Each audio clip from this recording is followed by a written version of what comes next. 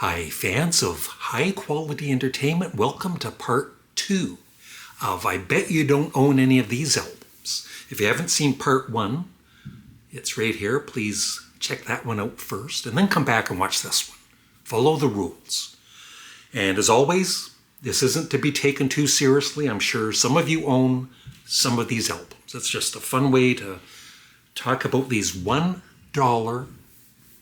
vinyl records that I got from Chumley's in Belleville, Ontario. So let's continue on. I think everybody that's a fan of rock music at some point had this album, or does have this album, in their collection. I certainly bought it when it came out.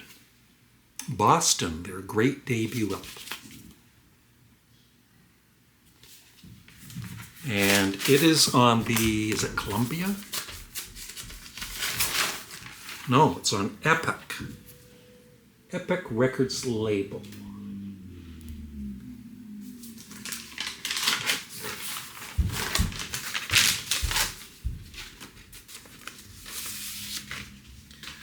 Next up, I bought this album when it came out.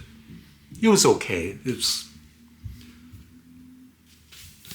all right. Julian Lennon, is it Velotte? Is that how you pronounce it? Somebody will correct me if I'm wrong. Yeah, he had, a bit of success early on. Too Late for Goodbyes. And Velotte.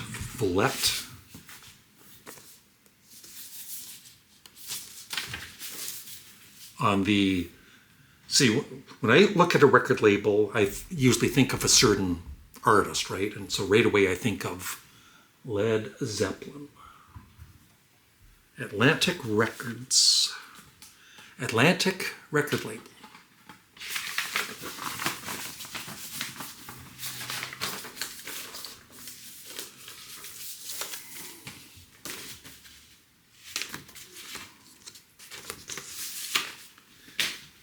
Next up, I've never bought any of his albums, but he's had a lot of big success worldwide throughout the years. I don't mind his music. Bryan Adams, Reckless.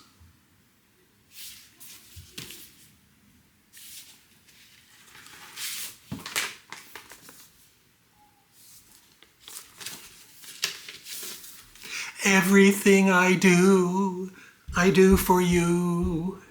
Thank you. On the A&M record label. Now this band, I've never bought any of their albums. They're Canadian. But I did see them open up for another Canadian band in, I think it was about 1977, 1978. They opened up for Max Webster. Sega, Heads or Tails. They've had some success worldwide. They were very good in concert from what I still remember.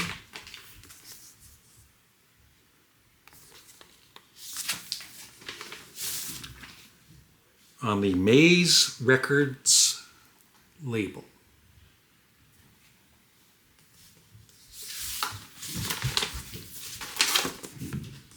I bet Robert's on my turntable has Sega in his record collection. This one, I never, I love Genesis, but I had no interest in any of their solo careers. Not that, I did like a bit of his solo stuff, but not much. This is Phil Collins, No Jacket Required.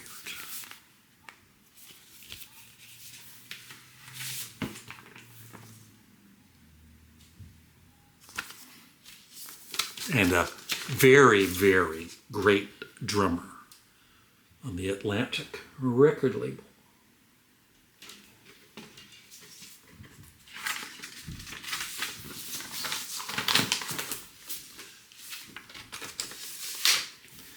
Next up, I bought a couple of his records back in the days of vinyl. I don't think I ever bought this one though.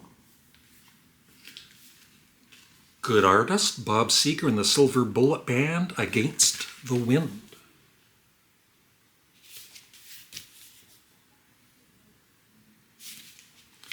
Columbia. I'll find out in a second here.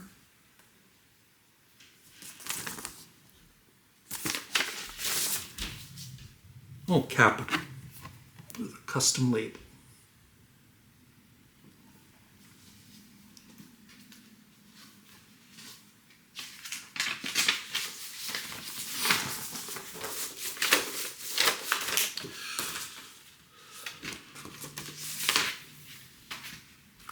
Once again, like Boston, I think most people that were rock fans at some point had this, or do have this in their record collection. I did, and I enjoyed it back in the day.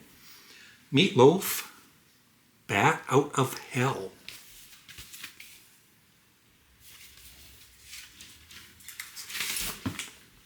The lyrics, Epic record label.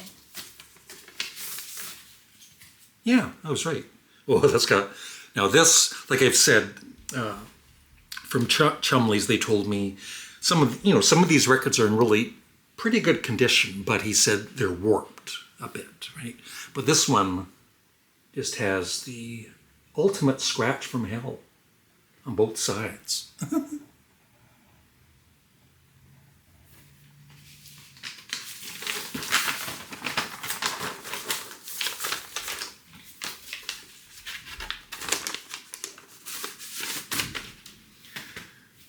I had his first two solo albums, but I never bought this one, even though I do love some of the songs that are on it. Peter Gabriel. So,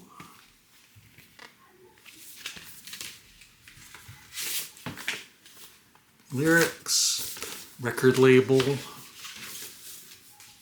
Geffen Records.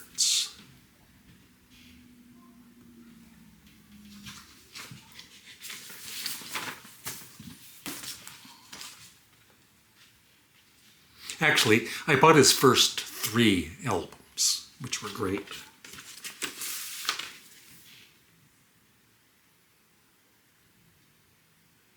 And Don't Give Up with Kate Bush is such a great song. I've never bought anything by the band Journey. This is Escape.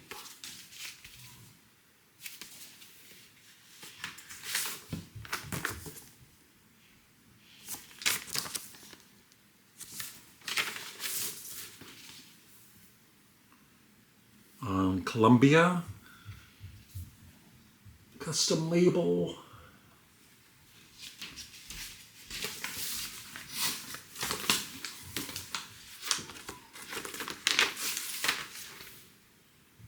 Has anybody ever heard the song Don't Stop Believin'? It's on this. They play it on the radio sometimes. This band I've heard of, but I've never really heard them. Ambrosia. And this is 180.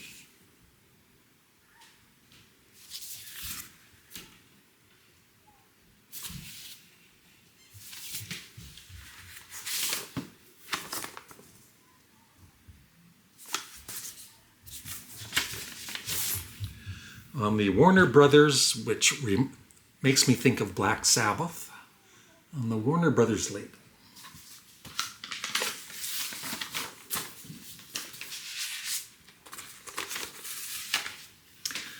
This was their, I believe, their second album, and I never bought it. Boston, Don't Look Back.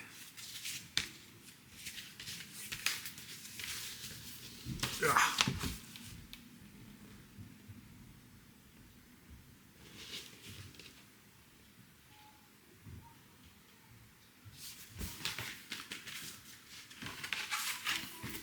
On Epic Records.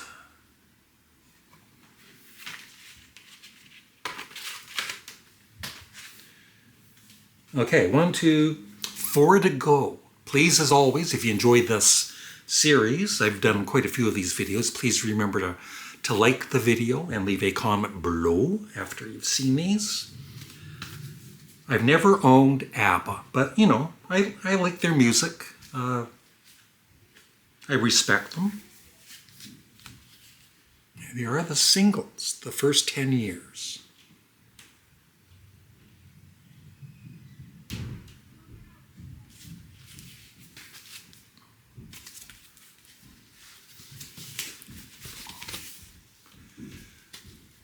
They had a few hit singles.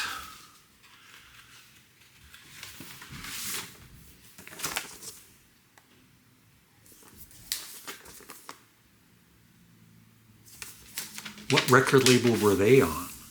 Atlantic.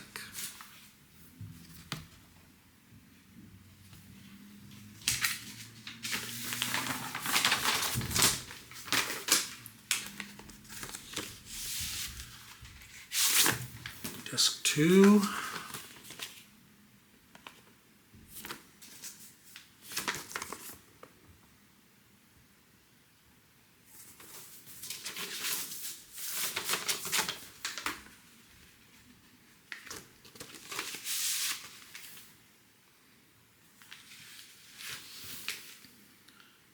Yeah, Waterloo, SOS, Mamma Mia, Fernando, Dancing Queen, Take a Chance on Me. Lots of catchy pop songs. 3 to go. A great Canadian artist. He was in a great Canadian band that had success other than just Canada. And for his solo career, I think he had one pretty big hit single early on, but that was about it, like for the States. But he was always, very popular in Canada. This is Burden Cummings, My Own Way to Rock.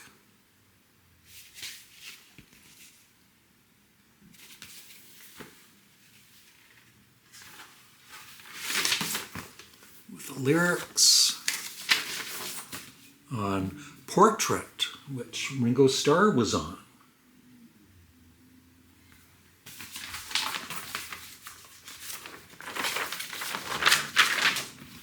I saved the 2 coolest ones for last. At least I think they're cool.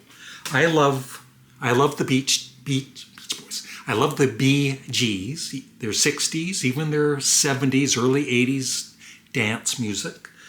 One of the most talented songwriters in Barry Gibb, and the other brothers, of course, too. Now, this is Barry Gibb's solo album I've never heard. Now Voyager. Let me know if you have heard this.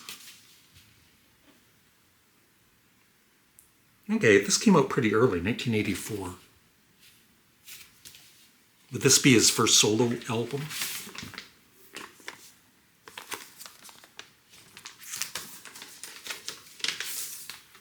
On MCA Records.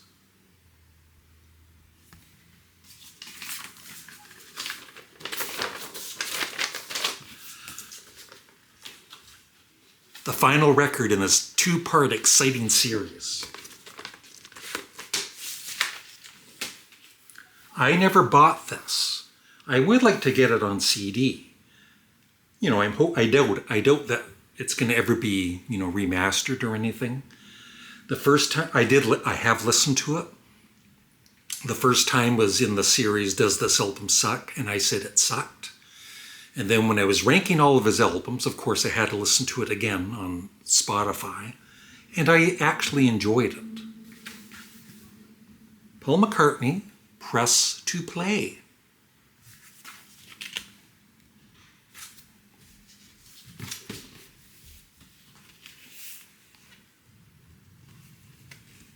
Not the greatest gatefold.